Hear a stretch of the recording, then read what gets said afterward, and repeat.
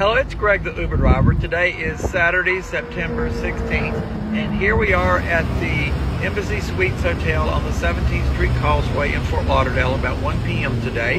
And Governor DeSantis, please help me find all the tourists in the hotel. I walked through and I looked and maybe they're playing hide and seek, but I really had a lot of trouble finding them.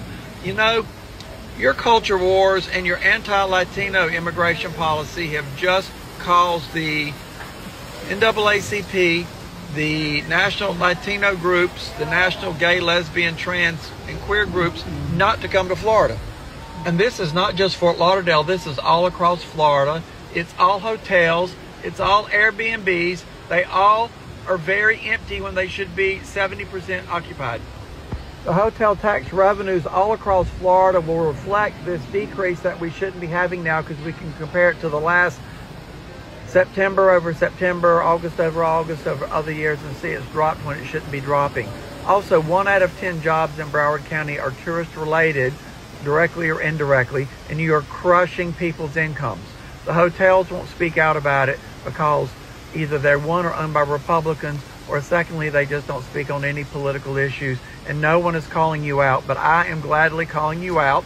You're crushing my Uber business. It's 30 to 40% off because I'm doing almost no tourist rides. Thank you, Governor DeSantis. You are such a wonderful leader promoting business and industry in Florida. You are such a fraud.